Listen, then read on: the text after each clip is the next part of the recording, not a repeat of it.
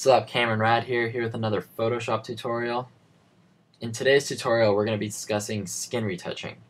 This is kind of a follow-up to my perfect live video, so for that reason, I'm going to be using the same photo.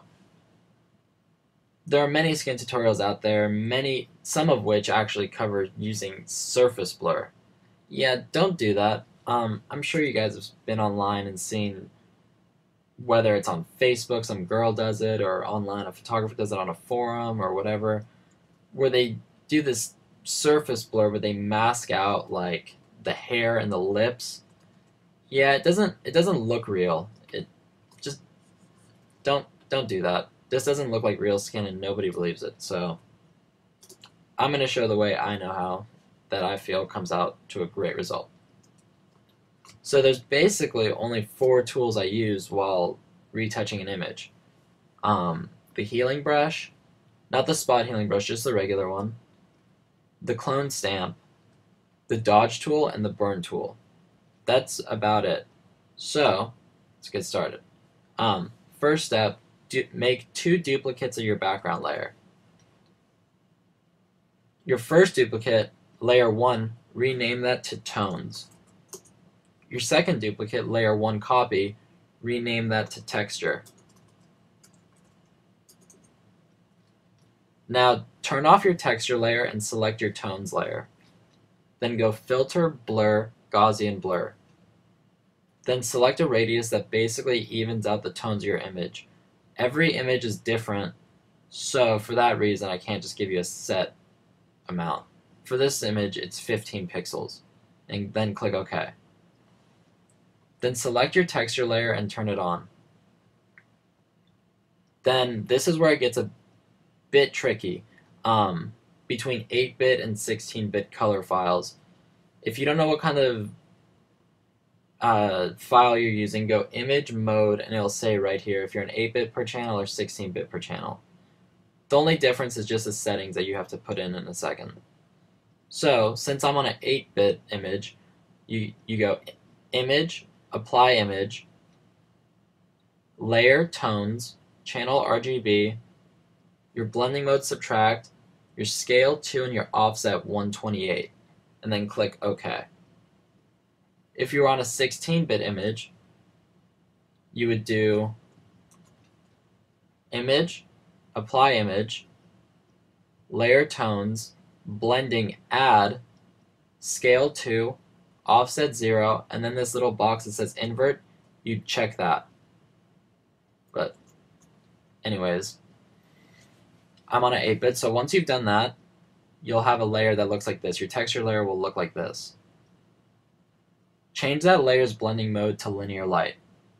Now basically what you've set up is you've set up a layer like we've named them, just for texture and just for tones. So you're going to be doing most of your retouching on your texture layer, so be pretty familiar with the healing brush and the clone stamp. So go over on your texture layer, go over the image and get rid of any major imperfections with the healing brush. I'm just going to go over this really quickly.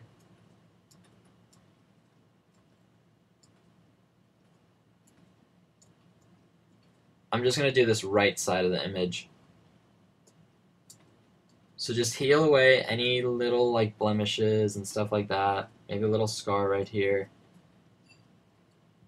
But don't overdo it. That's the thing. You have to be a little patient. Then once you've basically healed away all like the little imperfections and stuff like that, I go and I basically sculpt the face or airbrush the face or whatever you want to call it using the clone stamp. So select the clone stamp. I keep my hardness around 25%, and then make your opacity 20% or lower. Depends on how much time just don't go over 20%. Reason being, you don't want to overdo it. Then select an area close by and just basically sculpt away at the texture, just softening up the image. And this kind of adds like an airbrush kind of glamour look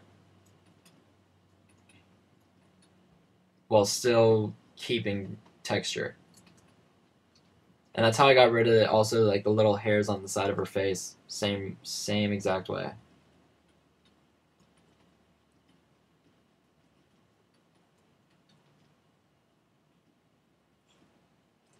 And the more time you take, the more you can retouch and stuff like that.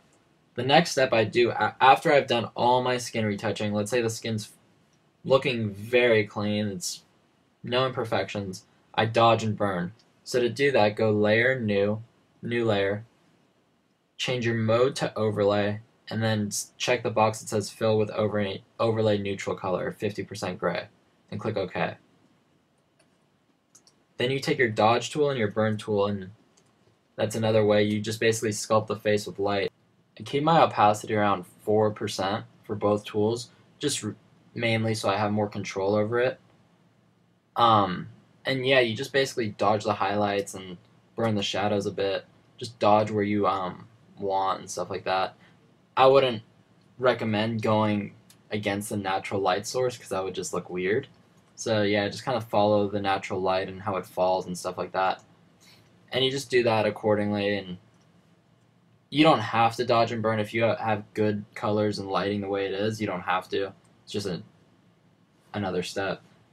The hair actually really benefits when you dodge it quite a bit.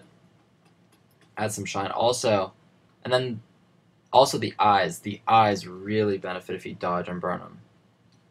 Just go in and you burn them. You dodge the inside and then you kind of like burn around the edges. Looks really cool.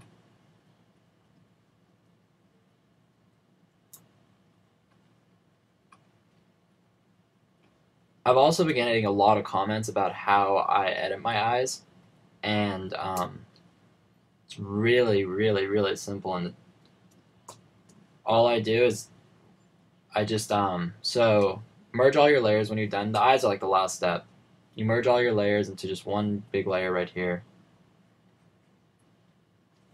Then I go filter, sharpen, unsharp mask, and just sharpen it a lot. I sharpen it a way lot, like right now I'm at, I think, at 130 and radius 1.2. Click OK, and then you just mask out the inside. You create a mask and paint on where you want it. That's all I do. And yeah, that's basically it. Retouching is really all about just taking your time. It's no real secrets. There's no trade secrets to it. Just about healing and cloning and not overdoing it. And then dodging and burning if you want. So yeah, that's it. I'm going to add a shameless self-promotion probably right here, flashing in the middle of your screen. Yeah, you can probably see it. It's probably flashing CameronRad, www.cameronrad.com. Yeah, shameless self-promotion. Okay, bye.